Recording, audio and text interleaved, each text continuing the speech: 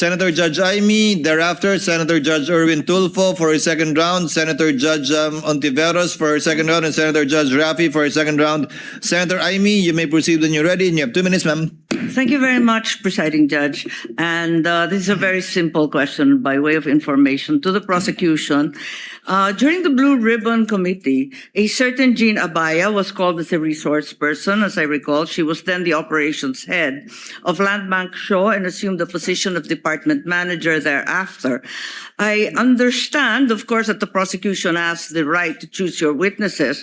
I am simply curious, bakit hindi pinatawag si Ms. Abaya na magtestigo ngayon, samantalang siya yung may personal knowledge ng encashment ng mga cheque na pinag-uusapan?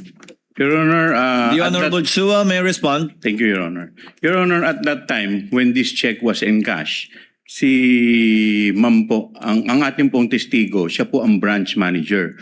Hindi po si yung nabanggit po ninyo. Yes, alam ko na siya yung branch manager, pero yung operations head at that time, si Jean Abaya. As a matter of fact, she was even able to say that the entire amount of the checks was withdrawn each encashment. So, ang lumalabas doon sa House hearing, kung naaalala kong maigi, si Miss Abaya ang direktang nakipag-deal kay Miss Acosta, di ba? Your Honor, kung maririnig po natin yung kanyang salaysay, siya po kasi yung nakikipag-coordinate sa OBP. Siya In fact, nakikipag-coordinate or sino ang direktang nakikipag-usap kay Miss Abaya? Kung ganon.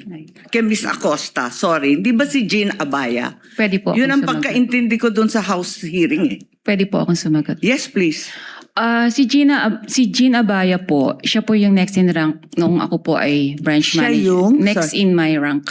Oo, yeah. Opo. Pero siya ba yung direktang nakipag-deal kay Miss Acosta ng DepEd? Ako po ang direktang sa OVP po. Nakakapagtaka lang kung bakit nung House hearing, si Miss Abaya ang siyang nagsabi ng direktahan na yung entire amount ng cheque was withdrawn each encashment. Hindi po kayo. Ba't kaganon? Your Honor, bali po si Gina Baya po ang naging incumbent manager. Siya po yung pumalit sa akin as branch manager. So at that time, tinanong po nga siya. So since operations manager po siya, aware din po siya sa transaction. Pero natanong din po siya kung sino direktang kumakausap sa cash division Okay. staff. So kaya po ako napatawad. Kayo yung direktang nakipag-usap. Opo. Kahit siya ang nag-attest na talagang buong amount ang withdraw. Ganun ba Aware yun? naman po siya sa mga transactions din po sa branch. Okay, maliban doon, Ms. Constantino, nung House Blue Ribbon, narinig ko, nung tinanong ni Congressman Luistro, sino ang nag-withdraw ng pera at linagay sa mga bag, nung una, sabi niyo, you didn't recall. Matapos noon, medyo may leading question si Congresswoman noon eh. Kasi ang sabi, do you recall Miss Acosta? Do you recall Mr. Ortonio?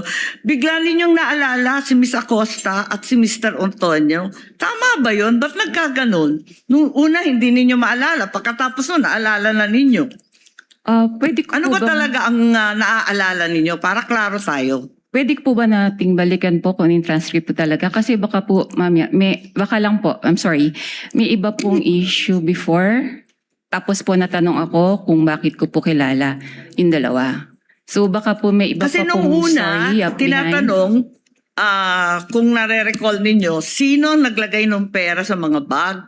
Sabi po ninyo na hindi ninyo maalala. Tama ba yun? Ang pagkakaalala Kindly ko po, wind up. ang pagkakaalala ko, sorry po. Ang pagkakaalala ko Sumasagot po, ang sinagot ko po yon na si Yes, Miss yes. Gina ang naglagay at si Mr. Ortonio. Ang hindi ko po ma-recall kung sino po yung naglabas na ng cash. Hindi ng ko bags. tinatanong yon. Hindi yon ang tinutukoy ko. Ang tinutukoy ko, yung pa-iba-ibang sagot. Kasi nung una sabi nyo, hindi ninyo maalala kung sino naglagay ng pera sa bag. Pagkatapos nung binanggit sa inyo, do you recall Miss Acosta? Do you recall Mr. Ortonio? Naalala ninyo kung sino naglagay na yung dalawa. Bakit ganon? Yun lang po. Ang Kindly wind up, pagkakaalam, ma'am. Ang sorry po.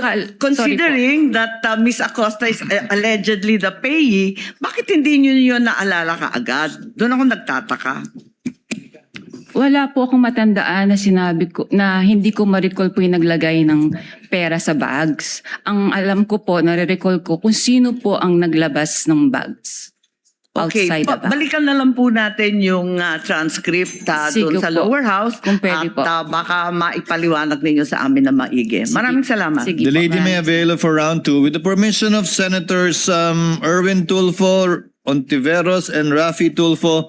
Chair would like to acknowledge Senator Lacson first since it is his first round to ask questions. Thereafter, we will be recognizing in this order Senators Erwin Tulfo, Senator Ontiveros, and Senator Rafi Tulfo for their second round. Senator Lacson may proceed. You have Thank 2 you, minutes, sir. Mr. Presiding Officer. Hindi po ako magtatanong. I will only make a manifestation. I'm only wondering why neither the prosecution nor the defense is presenting a competent witness in the handling of intelligence and confidential fund. Kasi po, in my previous life, sa intelligence, sa law enforcement, ang natatandaan ko, kasi limited yung purpose ng intelligence at saka confidential fund. Nagtataka lang ako, nakita ko yung regularity ng withdrawals ng cash parang every quarter except for December, December 20. So sana kung para ma-educate kami at saka magkaroon kami ng informed decision later on, sana meron tayong competent witness sa pag-handle ng intelligence fund or confidential fund. Para nang sa gano'n naman, ma-appreciate namin at matanong din namin sarili namin, regular ba yung every quarter kasi January, April, tapos July, di ba? Parang regular eh. Ang alam ko, pagka may pangangailangan dahil merong intelligence gathering operation, may confidential activities, saka palang mangangailangan ng pera. So yun lang, Mr. Presiding Officer.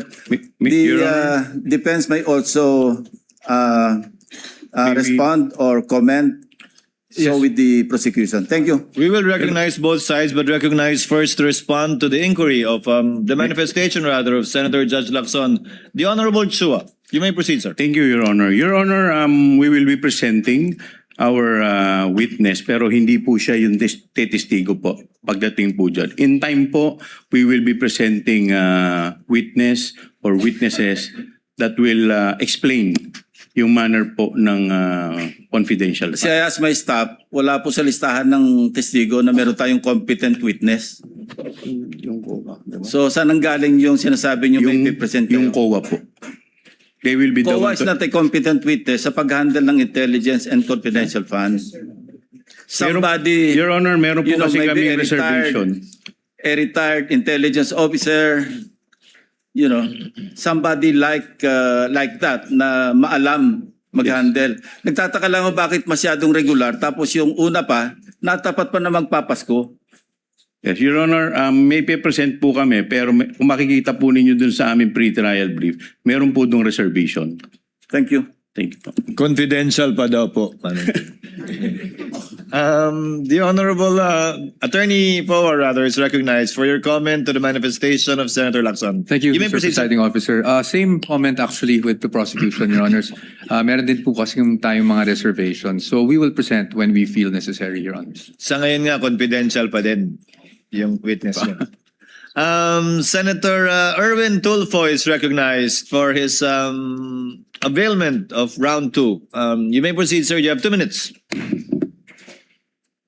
Thank you, Mr. Presiding Officer. Ms. Witness, ito pong transaksyon na 125, 4 times po yata ito. Tama po ba? Tama po. Alright. Hindi po ninyo na-report ito sa AMLAC? Gaya po ng sabi ko po, na-invoke ko po yung AMLA rule prohibiting us to disclose po any information regarding No, I'm that. not saying na you have to disclose to us. Pero I'm saying, kailangan po bang i-report ito? Kasi ma'am, ayon po sa AMLAC law natin, covered po ang lahat po ng government transactions ng government agencies. Tama po ba? Do you Opo. agree to that? All right. Yes po. At saka, another thing, ito po ba ay ang transaksyon na ito ay nasa ilalim ng list of due and demandable accounts payable LDDAP? At saka meron pa bang itong advice to debit account ADA? Meron po silang advice na nai-issue po yan. Okay, pero nasa ilalim po ba ito ng LDDAP, yung list of due and demandable accounts? I think agency na po ang pwedeng sumagot po regarding this. Okay, all right. That's all, Mr. Presiding Officer.